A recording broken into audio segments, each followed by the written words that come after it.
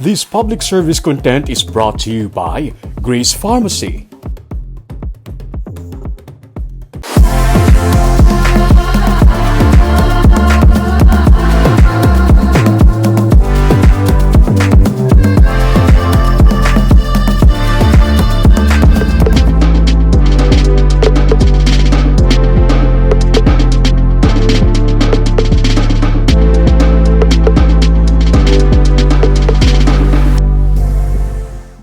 Noong 2019, isa ka dakong asunog ang nagluntad sa isa ka pension house sa Bacolod City. Anom ka mga persona ang nagkalamatay kag may mga survivor sa ibabaw sang atop sa mga pension house.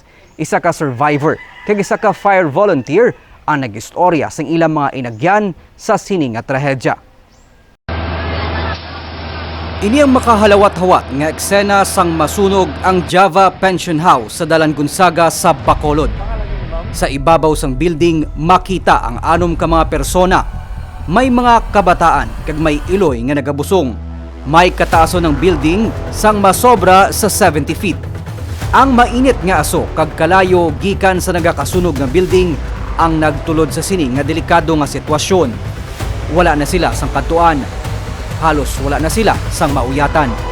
Samtang masako ang kadamaan sa mga bumbero sa pagpalong sang kalayo, nakita nanday Mark Chu, Fireground Officer sang Chamber Volunteer Fire Brigade, ang sitwasyon sa mga persona nga yara sa ibabaw sang building. Gani upod man sa katapos sang Bureau of Fire Protection, silang nag-set up sang truck ladder para makuha ang mga yara sa ibabaw sang building. O di kalayo, tapos dili ka, ano man, ka singgit man nga ma-rescue, priority mo kitang life Tapos, sang pagplasad, saka, amo to din ni ako, ang upod ko nga bombero, firefighter man si Dyson Rodriguez, tapos saka kami upod, isa ka taga Bureau of Fire, pero tatlo kami ito sa saka pag-abot sa babaw, bit-bit na mo ng isa pa ka ladder para makalabot. Istorya ni Mark, nagapahuway na siya sadto sa ilabalay sang mabato ng impormasyon nga may respondihan nga sunog. Isa siya sa mga fire volunteer nga nangisog magsulod sa nagakasunog nga pension house nga sadto anay amo ang Bascon Hotel. Sa kulba, sa do, wala na guro. Ang ano na lang to sa risk. Usually, kung mga bagay, mga di man ta. Nga matapos tang task nga ginahatag sa to. Si Mark kag ang duwa pa ka mga firefighters ang napilpilan sang partition wall sang pension house. Pero maswerte na lang nga nakaluwas sila. Kung hindi kita musulod kami ba? Kumapla. Di may man kay ang kasunod sa mo sa likod. Haraman si Albert Mendoza kag si Boy Tats to mo. Sila to nakalsas ang padera mo doon naka... Napilpilan di kamo yan? Hindi kami gigiyo, sir. Hindi kami gigiyo. Kapa kami mo. Tatlo kami. Iya, kapa kami mo na ako. Katulog ko ito sa dice. Kilang buka kadlaw pablaw. Anom ka mga persona nga natrap sa pension house ang napatay. Nalakip na diri ang tag-iya, ang iya anak nga menor de edad, kag ang iya nga iloy. Siyam tanan ka mga persona ang na-rescue gikan sa ibabaw sang building. Isa sa ila si Tommy Carriado nga isa ka roomboy sang pension house. Preska pa sa paminsaro ni Tommy ang amo nga insidente. Tuman na kuno ka init sa ibabaw sang building. Ang last option nila, maglumpat na lang gikan sa ibabaw sang building. Kalayo nga aras likod na ako na Ang kalayo nga lapit na iti aras likod nga init ng isminto mo. Oo, last na to kung nag-ano itong kalayo, patay kami tanan Anong nagsulod sa pensar mo? Anong next mo tutan yung himuon? Malumpat lang Timing lang gid ang pag-abot ng day Mark nga among nag-rescue sa ila. Mundi sir sa chamber, sir. Masisin o pa sa ributang mo, sir. Ano na sir, hindi man namang hindi. Usually, upod na sa amon nga commitment di. Para sir sa pinaka-intense bi, ang balon hindi man worst, pero pinaka-intense bi do isa na to.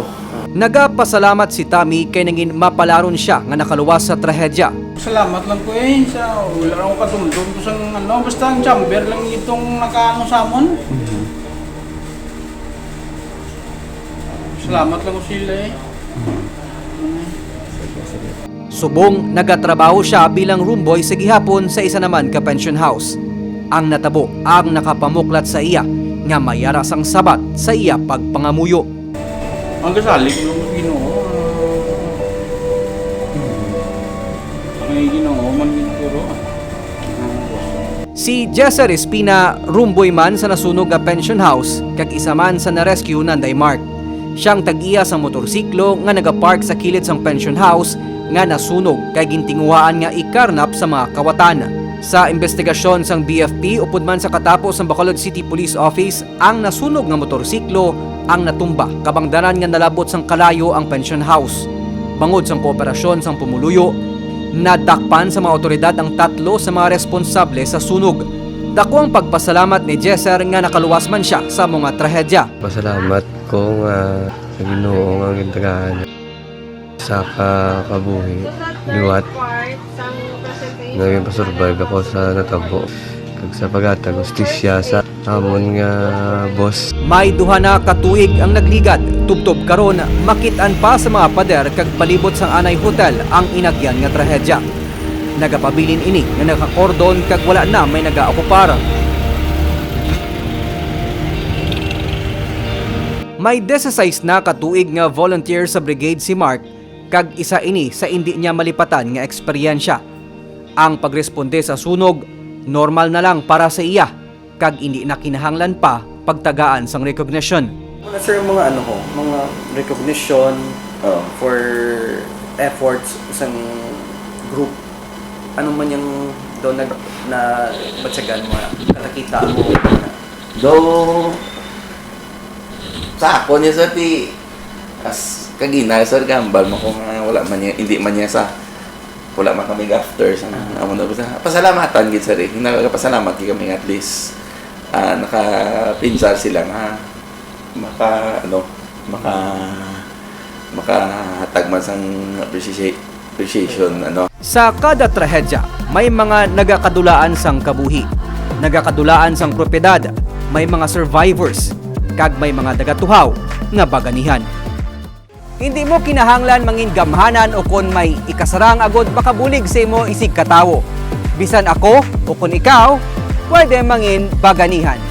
Ako si Nico Delfin, magadala sa mga istorya sang paglaom kag pag-asa sa kada simana.